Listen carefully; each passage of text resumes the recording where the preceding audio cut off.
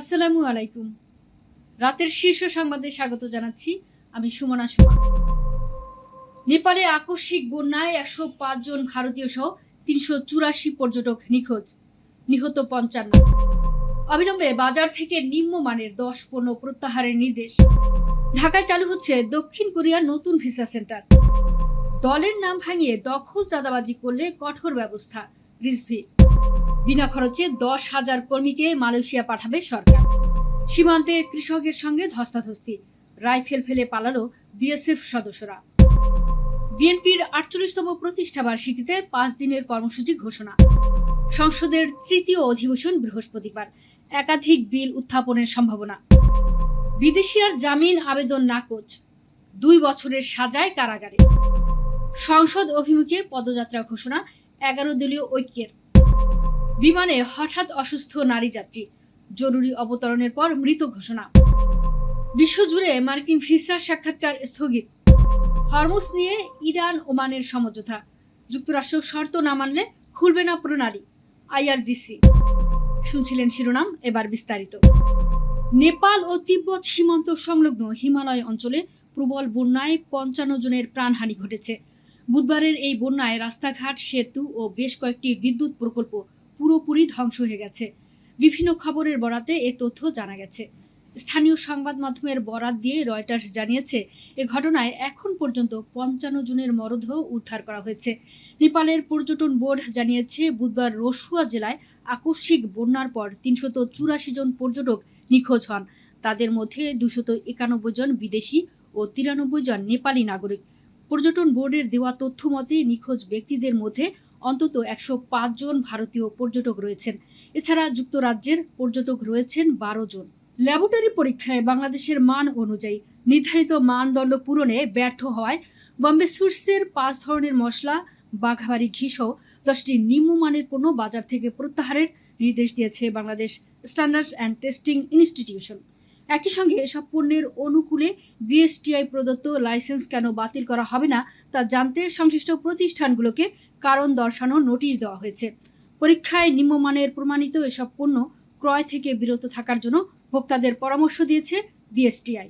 বাংলাদেশি নাগরিকদের ভিসা আবেদন প্রক্রিয়া আরও সহজ করতে ঢাকায় আলাদা ভিসা আবেদন কেন্দ্র চালু করতে যাচ্ছে দক্ষিণ কোরিয়ার দূতাবাস। আগামী ২রা সেপ্টেম্বর বনানীর কামাল আতাতুর্ক অ্যাভিনিউতে কেন্দ্রটি চালু হবে। একই সঙ্গে ভিসা আবেদনের প্রক্রিয়াতেও আনা হচ্ছে কিছু পরিবর্তন। দক্ষিণ কোরিয়ার দূতাবাস জানিয়েছে, ভিসা আবেদন কেন্দ্র চালুর পর সাধারণ ভিসা এবং পাসপোর্ট সংগ্রহ সংক্রান্ত আবেদনগুলো শুধুমাত্র এই কেন্দ্রের মাধ্যমেই পরিচালিত হবে। তবে কূটনৈতিক ও অফিসিয়াল ভিসার ক্ষেত্রে আগের নিয়মেই বহাল থাকবে। কূটনৈতিক নোটের মাধ্যমে এসব ভিসার জন্য পাসপোর্ট গ্রহণ ও ভিসা ইস্যুর কাজ সরাসরি দূতাবাস পরিচালনা করবে। বিএনপির ভারপ্রাপ্ত মহাসচিব রুহুল কবির রিজভী বলেন, দলের নাম ভাঙিয়ে কেউ চাঁদাবাজি বা দখলদারিত্বে জড়িত হলে তাদের বিরুদ্ধে জিরো টলারেন্স নীতি গ্রহণ করেছে বিএনপি। সুনির্দিষ্ট প্রমাণ পাওয়া গেলে অভিযুক্তদের বিরুদ্ধে সঙ্গে সঙ্গে কঠোর সাংগঠনিক ব্যবস্থা নেওয়া হবে বলেও কড়া হুঁশিয়ারি উচ্চারণ করেছেন তিনি। বুধবার নয়াপল্টনে বিএনপির কেন্দ্রীয় কার্যালয়ে পবিত্র ঈদে মিলাদুন্নবী উপলক্ষে আয়োজিত দোয়া মাহফিলে সাংবাদিকদের প্রশ্নের জবাবে তিনি এ হুঁশিয়ারি দেন।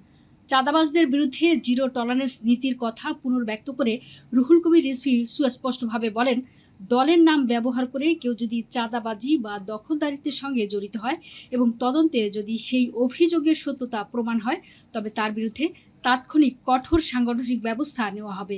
প্রবাসী কল্যাণ ও বৈদেশিক কর্মসংস্থান মন্ত্রী আরিফুল হক চৌধুরী বলেছেন, তারেক রহমানের নেতৃত্বাধীন সরকার বিনা খরচে ১০,০০০ কর্মীকে মালয়েশিয়া পাঠাবে। সরকার এই লক্ষ্যে কাজ করছে। এই অঞ্চলের মানুষ বিদেশে যাওয়ার প্রবণতা বেশি। শুধু বিদেশে লোক পাঠালেই হবে না, একটু প্রশিক্ষণ করা লাগবে, ভাষা শেখার কোর্স সম্পন্ন করতে হবে।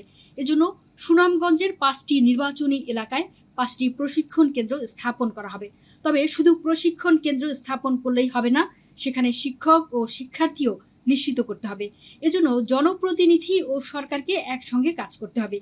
বিদেশগামীদের ভাষা দক্ষতা বাড়াতে ইংরেজি, আরবি, জাপানিজ, চাইনিজ ও কোরিয়ান ভাষা শিখতে হবে।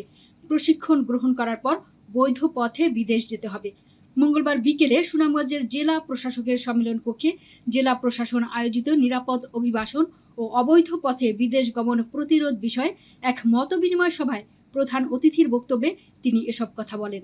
লালমনিরহাটের হাতীবান্ধা উপজেলায় সীমান্ত অতিক্রম করে বাংলাদেশি কৃষকের সঙ্গে ধস্তাধস্তি ও মারধর করার অভিযোগ উঠেছে ভারতীয় সীমান্তরক্ষী বাহিনীর 3 সদস্যের বিরুদ্ধে। এ সময় বিএসএফ সদস্যরা 2টি শটগান ও একটি ওয়াকিটকি সেট ফেলে ভারতের অভ্যন্তরে পালিয়ে যায়। মঙ্গলবার দুপুরে হাতীবান্ধা উপজেলার গোতামারি ইউনিয়নের আমঝোল সীমান্তে এ ঘটনা ঘটে। পরে ওই রাতেই পতাকা বৈঠকের মাধ্যমে বিএসএফের ফেলে যাওয়া আগ্নেয়াস্ত্র ও একটি ওয়াকিটকি সেট বিজিবি বিএসএফের কাছে হস্তান্তর করেন। দলের 48তম প্রতিষ্ঠাবার্ষিকী উপলক্ষে 5 দিনের কর্মসূচি ঘোষণা করেছে ক্ষমতাসীন বিএনপি। এর মধ্যে 1 সেপ্টেম্বর সকাল 9টায় শেরেবাংলা নগরে দলের প্রতিষ্ঠাতা জিয়াউর রহমান এবং সাবেক প্রধানমন্ত্রী বেগম খালেদা জিয়ার সমাধিতে শ্রদ্ধা নিবেদন করবেন বিএনপির চেয়ারম্যান ও প্রধানমন্ত্রী তারেক রহমান। এছাড়া 5 সেপ্টেম্বর আলোচনা সভায় বক্তব্য রাখবেন শীর্ষ নেতারা। বুধবার নয়াপল্টনে বিএনপির যৌথ সভার শুরুতে সাংবাদিকদের ব্রিফিংয়ে এসব কথা জানান দলের ভারপ্রাপ্ত মহাসচিব রুহুল কবির রিজভী আহমেদ। বৃহস্পতিবার বিকেল 3টায় বসছে ত্রয়োদশ জাতীয় সংসদের 3য় অধিবেশন। বেশ কয়েকটি গুরুত্বপূর্ণ বিল উত্থাপনের পাশাপাশি সংসদীয় স্থায়ী কমিটি গঠন হতে পারে। সরকার দলীয় চিফ হুইপ নুরুল ইসলাম মনি বুধবার গণমাধ্যমকে জানিয়েছেন, এবারের অধিবেশন সংক্ষিপ্ত হবে। কয়েকটি গুরুত্বপূর্ণ বিল পাশের পাশাপাশি সংসদীয় স্থায়ী কমিটি গঠন করা হবে। বিরোধী দল কোনো গুরুত্বপূর্ণ ইস্যু উপস্থাপন করলে তা নিয়েও আলোচনা হবে। সংসদ সচিবালয় সূত্রে জানা গেছে, অধিবেশন 12 সেপ্টেম্বর পর্যন্ত চলতে পারে। সাংবিধানিক বাধ্যবাধকতার অংশ হিসেবে গত 11 আগস্ট এ অধিবেশন আহ্বান করা হয়। সংবিধান অনুযায়ী 2টি অধিবেশনের মধ্যবর্তী বিরতি 60 দিনের বেশি হতে পারে না। গত 15 জুলাই সংসদের 2য় অধিবেশন শেষ হয়েছিল। রাজধানীর বারিধারায় ফ্ল্যাট বিক্রির নামে অর্থ আত্মসাৎ ও প্রতারণার মামলায় 2 বছরের দণ্ডপ্রাপ্ত সাবেক রাষ্ট্রপতি প্রয়াত হুসেন মোহাম্মদ এরশাদের সাবেক স্ত্রী বিদিশা সিদ্দিককে জামিন নামঞ্জুর করে কারাগারে পাঠিয়েছেন আদালত। বুধবার ঢাকার মেট্রোপলিটন ম্যাজিস্ট্রেট আমিনুল ইসলাম জুনায়েদ শুনানি শেষে তার জামিন আবেদন খারিজ করে এ আদেশ দেন। এর আগে গত 20 মে বিদিশার অনুপস্থিতিতে এই মামলার রায় ঘোষণা করেছিলেন আদালত। রায়ে প্রতারণার দায়ে তাকে 2 বছরের সাজার পাশাপাশি 10,000 টাকা অর্থদণ্ড, অনাদায়ে আরও 1 মাসের বিনাশ্রম কারাদণ্ড দেওয়া হয়। রায়ের সময় তিনি পলাতক থাকায় তার বিরুদ্ধে সাজা পরোয়ানা সহ গ্রেফতারি পরোয়ানা জারি করা হয়েছিল। ওই পরোয়ানার ভিত্তিতেই মঙ্গলবার রাতে গুলশানের একটি রেস্তোরাঁ থেকে তাকে গ্রেফতার করে গুলশান থানা পুলিশ। গুম দিবস উপলক্ষে গুমের শিকার পরিবারগুলোকে নিয়ে জাতীয় সংসদ অভিমুখে পদযাত্রার ঘোষণা দিয়েছে 11 দলীয় ঐক্য। আগামী রোববার এই কর্মসূচি পালন করবে জোটটি। বুধবার রাজধানীর 29 মিন্টু রোডে বিরোধী দলীয় নেতার সরকারি বাসভবনে আয়োজিত সংবাদ সম্মেলনে এই ঘোষণা দেন জামাতে ইসলামীর সহকারী সেক্রেটারি জেনারেল হামিদুর রহমান আজাদ। তিনি আরও বলেন, বিগত সময়ে বিচার বহির্ভূতভাবে অনেকেই গুম খুনের শিকার হয়েছে, সেগুলোর বিচার আজও পর্যন্ত হয়নি। এগুলোকে সামনে রেখে আগামী 30 তারিখে বিকেল 3টায় জাতীয় সংসদ অভিমুখে গুমের শিকার পরিবারের সদস্যদের নিয়ে পদযাত্রা করবে 11 দলীয় ঐক্য। সৌদি আরবের জেদ্দা থেকে চট্টগ্রামগামী বিমান বাংলাদেশ এয়ারলাইন্সের একটি ফ্লাইটে এক নারী যাত্রী অসুস্থ হয়ে পড়ায় সেটি মাস্কটে জরুরি অবতরণ করে। সেখানে বিমানবন্দরের চিকিৎসকের কাছে নিয়ে গেলে তিনি ওই যাত্রীকে মৃত ঘোষণা করেন। বুধবার শাহ আমানত আন্তর্জাতিক বিমানবন্দরের জনসংযোগ কর্মকর্তা মোহাম্মদ ইব্রাহিম খলিল এক সংবাদ বিজ্ঞপ্তিতে এ তথ্য জানান। বিজ্ঞপ্তিতে বলা হয়, বিমান বাংলাদেশ এয়ারলাইন্সের BG-136 ফ্লাইটটি জেদ্দা বিমানবন্দর থেকে উড্ডয়নের পর সানোয়ারা বেগম নামের এক যাত্রী অসুস্থ হয়ে পড়েন। পরে ফ্লাইটটি মাস্কট বিমানবন্দরে অবতরণ করে। সেখানে বিমানবন্দরের চিকিৎসক তাকে মৃত ঘোষণা করেন। মরদেহ বাংলাদেশ দূতাবাসের মাধ্যমে দেশে পাঠানোর প্রক্রিয়া চলছে বলে বিজ্ঞপ্তিতে জানানো হয়। ডোনাল্ড ট্রাম্প প্রশাসন বিশ্বজুড়ে মার্কিন ভিসা আবেদনকারীদের সাক্ষাৎকার স্থগিত করেছে। পররাষ্ট্র দপ্তরের বরাত দিয়ে এ তথ্য জানিয়েছে রয়টার্স। অপরদিকে বুধবার এফপির এক প্রতিবেদনে বলা হয়েছে, যুক্তরাষ্ট্রে অবস্থান করা প্রায় 2 লাখ বিদেশি নাগরিকের ভিসা বাতিলেরও পরিকল্পনা করা হচ্ছে। সাক্ষাৎকার স্থগিত ও ভিসা বাতিলের পরিকল্পনা উভয়ই মার্কিন সরকারের উপর অভিবাসীদের নির্ভরশীলতার সঙ্গে যুক্ত। রয়টার্সকে পররাষ্ট্র দপ্তরের এক মুখপাত্র জানিয়েছেন, বিশ্বের সব মার্কিন দূতাবাস ও কনসুলেটে একটি বৈশ্বিক প্রশিক্ষণ কর্মসূচি শুরু হয়েছে। এর সঙ্গে সামঞ্জস্য রেখে ভিসা সংক্রান্ত সাক্ষাৎকারের সূচি পরিবর্তন করা হবে। হরমুজ প্রণালীর জলসীমা ও সেখান থেকে পাওয়া রাজস্বের অংশীদারিত্ব নিয়ে ইরান ও ওমানের মধ্যে সমঝোতা হয়েছে বলে জানিয়েছে ইরানের ইসলামিক রেভলিউশনারি গার্ড কোর। তবে যুক্তরাষ্ট্র তাদের শর্ত মেনে না নিলে গুরুত্বপূর্ণ এই জলপথ কোনোভাবেই খুলে দেওয়া হবে না বলে জানিয়েছে তেহরান।